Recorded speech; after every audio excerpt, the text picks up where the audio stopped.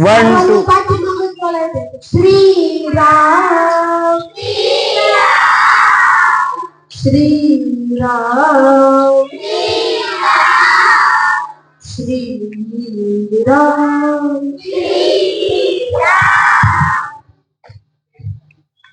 रामायणाच्या गोष्टी गोष्ट 50वी रामाचा अश्वमेध लवकुशांनी अडवला. सीता वनात गेली अयोध्येवर. सृष्टी रुसली पावसाचा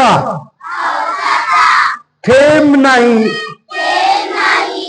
नदी नाले सुकले. शेत करपून गेली. धान्य पिकलंच नाही. प्रजेची उपासमार झाली. तहानलेली जनावर वणवण भटकत होती. पक्षी तडफडत होते. सगळीकडे दुःख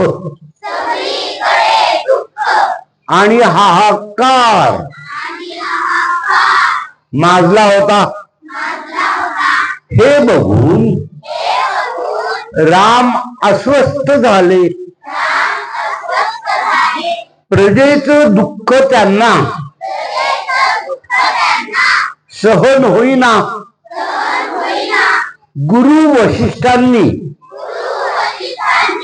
सांगितलं सृष्टीच्या कोपावर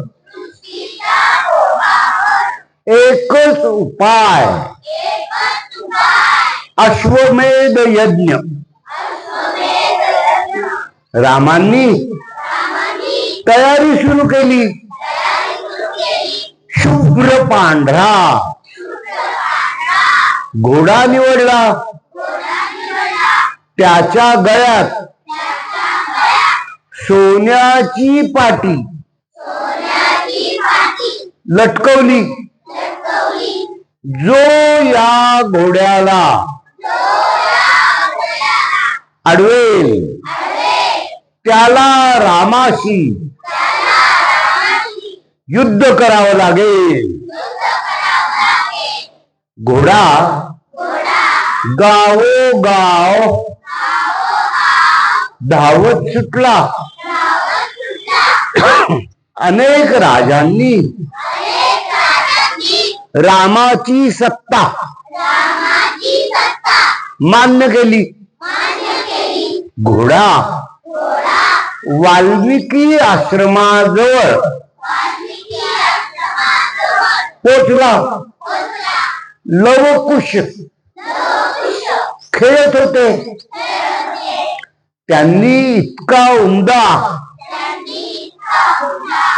इतका सुंदर इतका पांढरा शुभ्र घोडा कधीच पाहिला नव्हता. तो त्यांना खूप आवडला. घोड्याला पकडून त्यांनी एका झाडाला बांधून ठेवलं. घोड्याच्या गळ्यातली पाटी वाचली. दोघही थबकले. हा तर रामाचा घोडा. लव म्हणाला त्याच रामाचा ज्यांनी आपल्या निरपराध आईला जंगलात सोडलं. आपल्या आईवर अन्याय करणाऱ्या राजाचा अश्वमेध आपण अडवायचाच. कुश ठामपणे म्हणाला. थोड्याच वेळात रामाची सेना आली. सेनापतीने हुकूम दिला, घोडा सोडा. नाही सोडणार. लवकुश ठामपणे म्हणाले. युद्ध सुरू झालं. लवकुश लहान असले तरी शूर आणि पराक्रमी होते. त्यांनी रामाची बलाढ्य सेना पराभूत केली. लक्ष्मण युद्धासाठी आले, पण लवकुशांनी त्यांनाही हरवलं.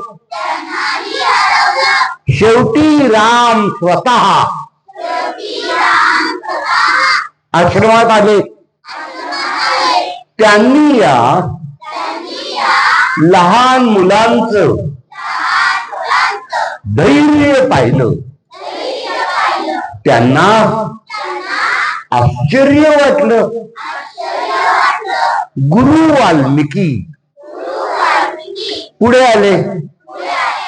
त्यांनी आपले शिष्य लवकुश यांना आदेश दिला, युद्ध थांबवा. त्या क्षणी लवकुश थांबले. गुरुची आज्ञा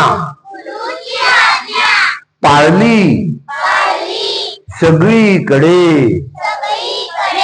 शांतता पसरली.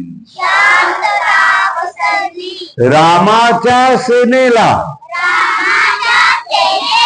घाबरून नाही, गुरुची आज्ञा